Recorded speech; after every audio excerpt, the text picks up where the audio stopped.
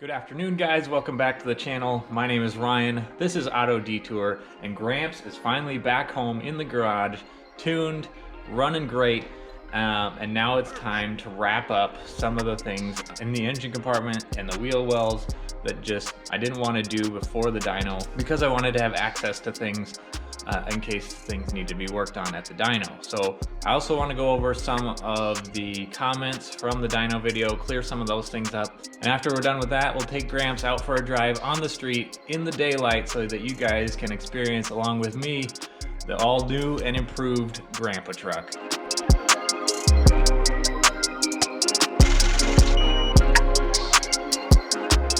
First things first, let's clear up a few of the things that I read in the comments from the dyno video. The first thing I want to clear up, a few people have mentioned that, oh, you know, that's cool and all, but what's the big deal? You're only making a little bit more power than a Lightning.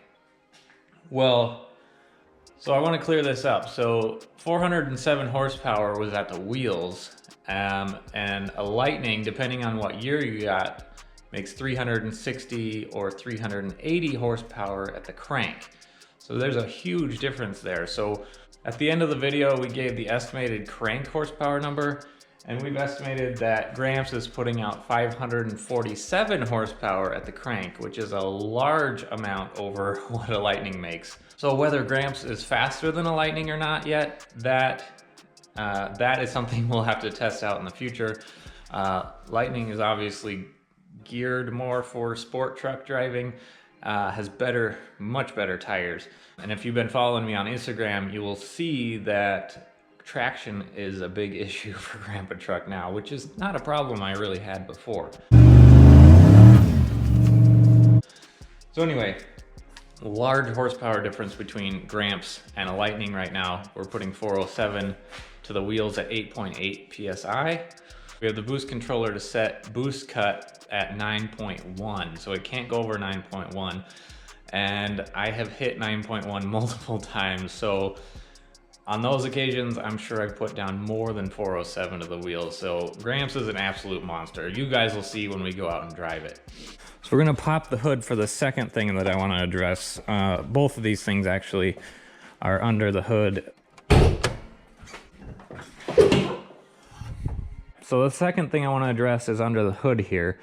There seems to be some confusion about how a single turbo works on a V8. So everyone clearly knows that there are exhaust ports on both sides of the motor. People have asked in a multitude of different ways, how come you're only running the turbo off of one side of the motor? Or is it gonna hurt the motor to run the turbo only off the exhaust on this side?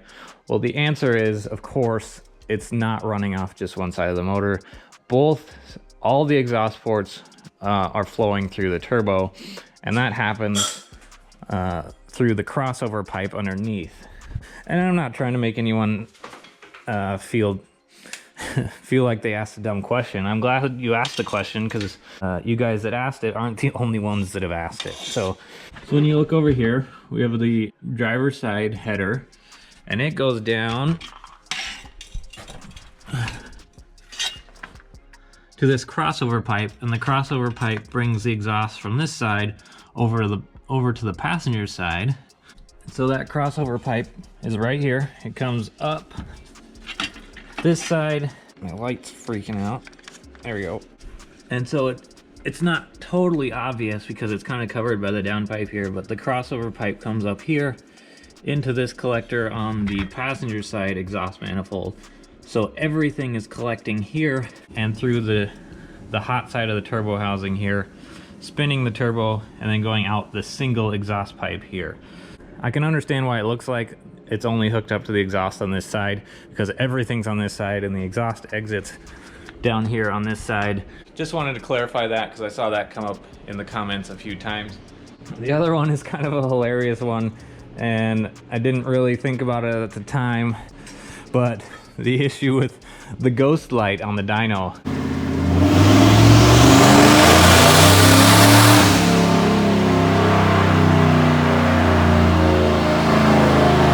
So, you know, a lot of people noticed that the light was freaking out on the dyno, and when you shake the hood, you can see the light goes like that. So when the truck shakes on the dyno, there's no actual switch to the hood light. A lot of people thought maybe my alternator was going bad, or there's a bad grounding strap to the hood, or the switch was bad. There's no physical switch. We just have the hard wiring coming up to the hood. And the way it works, in the housing of the light, there's like a little metal ball bearing. So when the hood's up, the bearing rolls down, it makes the connection. But when you close the hood, it goes level. You can hear the ball bearing roll towards the front of the truck, and it turns the light off. So when the truck's on the dyno and shaking and moving, that ball bearing's in there shaking around, making the light turn on and off. So no issue there, other than that ball bearing inside there is just shaking around, making the light flicker and turn off. So I thought that was kind of funny. So not to worry, no big issues there. Now that we got those things cleared up, let's jump under here. Obviously we're still missing the radiator cover. Didn't have that on. We're missing the cover that goes here. I'm going to clean up the wiring for the electric fans. They're just kind of dangling in here. Don't want to leave those like that because they'll rub against the radiator and short out eventually. I need to still make a bracket for the air filter. The air filter is just kind of hanging here. And unfortunately still driving it there and back, the air filter has bounced up and down and rubbed on the bottom of the air filter, and it started to wear through the metal mesh underneath where it's hitting these connectors down here, but it hasn't rubbed through the element yet, so got to get that fixed. I don't want to keep driving it around like that and ruin my nice big air filter there. And then, as you saw just a moment ago, we got to get at least this fender liner in. Can't drive it around the winter without fender liners in. Be chucking a bunch of road crap up in my engine compartment. This fender liner is not going to go in yet. That'll go in after we finalize everything on the exhaust. Well, I think that's enough rambling for me about addressing different issues. If you guys have any more comments or questions about what we did, how we did it, or what we're going to be doing next, be sure to leave a comment down below. I'll try to address those in future videos.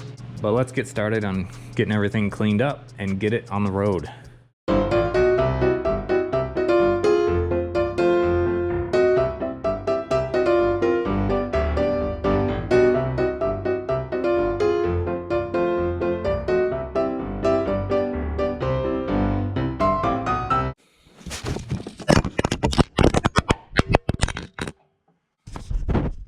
Hey.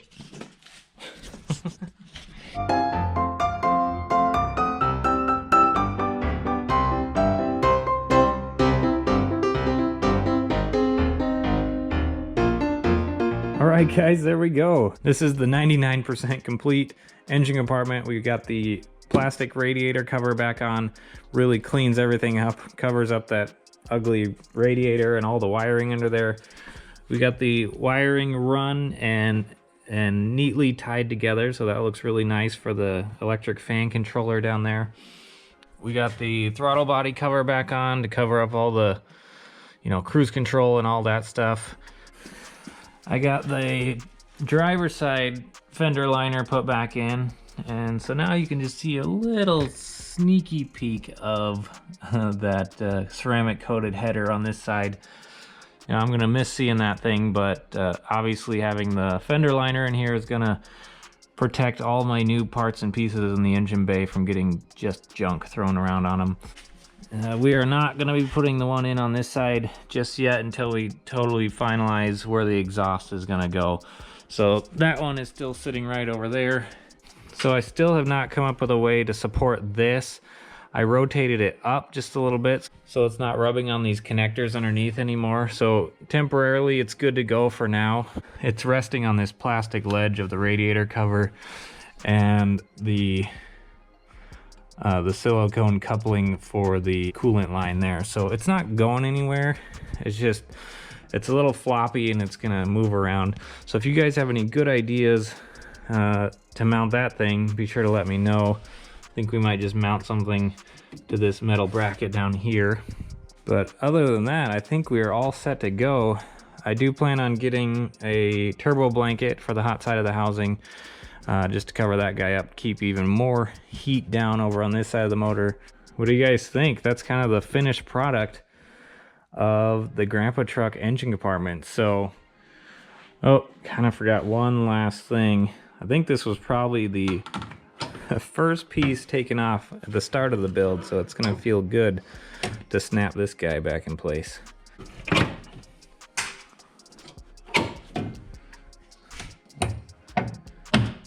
There we go.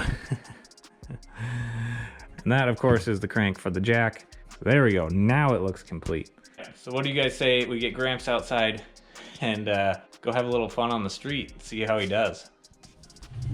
All right, here we go. Let's take Gramps out for a little spin on the street here. I gotta get gas too.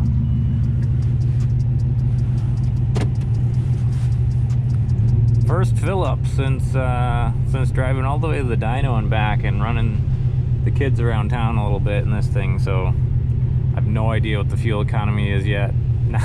Not that it really matters, but it lasted longer than I thought. All right, so obviously I'm not gonna get on it yet. Gotta let it warm up. I was parked in the garage, but I think it's about 0 degrees out or 3 degrees or something. So I'm not even, we may even have to turn the boost controller down a little bit because we're gonna hit boost cut with the air temps being so cold. But we're gonna just do a nice cruise to the gas station here, get a little heat in the engine, and then we'll get on it a little bit for you guys. I can't wait to finish the exhaust, to get the exhaust out the back so it's not rumbling right under the cab. I'm really excited to hear more turbo noises coming up from up here, because you can hear it spool a little bit, and then it gets really drowned out by just the loud drone of that open downpipe. But you can also hear the blow-off valve a little bit.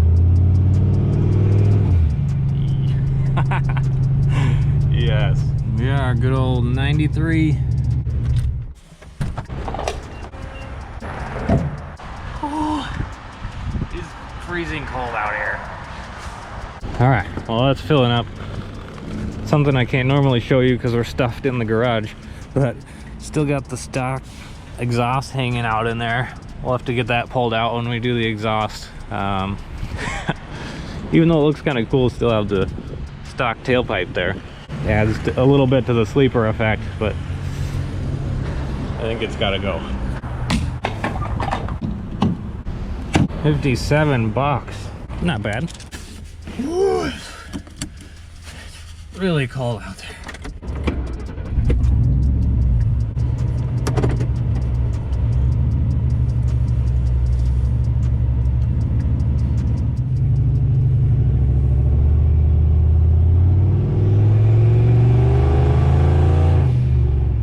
Oh man.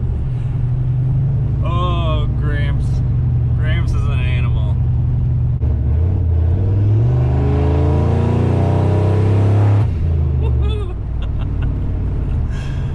Oh man. There's a good potential to get in some big trouble in this truck. I'm glad it looks like a normal F150 because I really don't want it to grab any extra attention.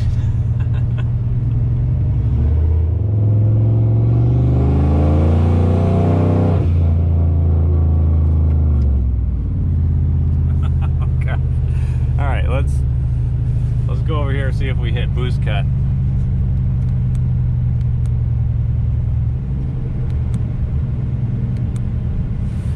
Yeah, peak boost 9.3. We definitely are hitting boost cut. So we're gonna have to turn the boost controller down a little bit. Looks like it's about 10 degrees out, so we're making lots of extra power. So we'll turn that boost controller down a little bit so we're not hitting boost cut. All right, so the duty cycle was set to 14% on the wastegate, and for reference, we were at 30% duty cycle on the dyno when we hit 8.8 at 407 to the wheels. So we went 9.3 at 14% just because of the air temp. So I turned it down to 10%. So we'll do another pull here, see if we can't get a nice pull in without hitting boost cut at the top end. Oh, dropped into first there. We don't need that. All right, should we do a nice little first gear pull for you? Oh, I honked the horn. Whoa! Oh my goodness. Oh, that is rowdy. That is rowdy. Let's see what we hit. Let's see what we hit for peak boost.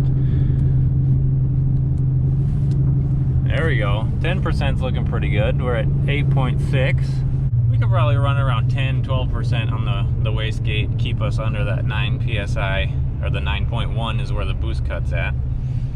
But this is obviously more power than I can make traction with with these tires and the cold air temps.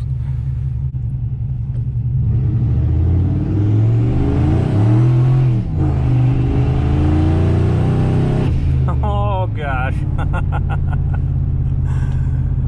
Oh, that is going to be a problem. So I posted on my Instagram that I'm going to be attempting to race a brand new, well, 2019 EcoBoost.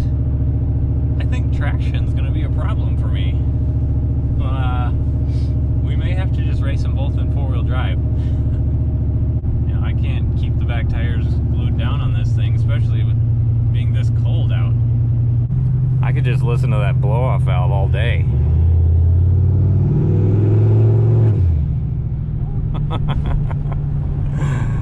Oh man. One more.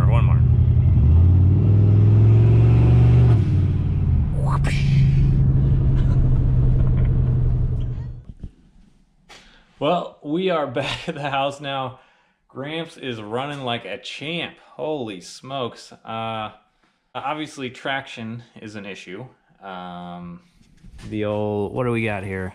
Got the old Michelins on the 16s. 255 70 16s. Don't seem to be holding the power in the 10-degree weather. So, but obviously that's to be expected. We're gonna have so much fun in this truck. I hope you guys are enjoying this build. Obviously, we're just buttoning things up now. Now we can go make the fun videos with it. I have a lot of great videos planned, getting lined up for you. Make sure you follow me on Instagram. I'm giving sneak peeks as to what we're gonna be doing with it. In other news, we are very, very close to 10,000 subscribers, which is unbelievable. Thank you guys so much. I wanna do a little challenge giveaway, so let's look right now. When we're filming this, right now we are at 9,701. So we're 299 subscribers away from 10,000 subscribers, and it is December 19th at the time I'm filming this. If we can get to 10,000 subscribers by the end of 2019, I'm going to pick a random comment from this video and give away $100 for you guys to put towards your build, your auto detour. Obviously, you don't have to put it towards a build, but you can do whatever you want with it. So that's by 11:59 on December 31st of 2019. If we're at 10,000 subscribers, I'll be giving that away to one of you. So make sure you leave a comment down below so that you are entered. Don't forget to pick up either some Auto Detour merch or the Make 10th Gens Great Again merch. Links down below for that. In light of recent events, these shirts seem to be selling quickly. So be sure to share this video with all your friends. Tell them to subscribe so that we can make it to 10,000 by the end of 2019. Tell me what else you want to see on Grandpa Truck, what you'd like me to race, what you'd like me to do with it, what you want to see, and what questions you have. Leave those in the comments down below as well. But thank you guys so much for watching. Have a great night. I'll talk to you next time.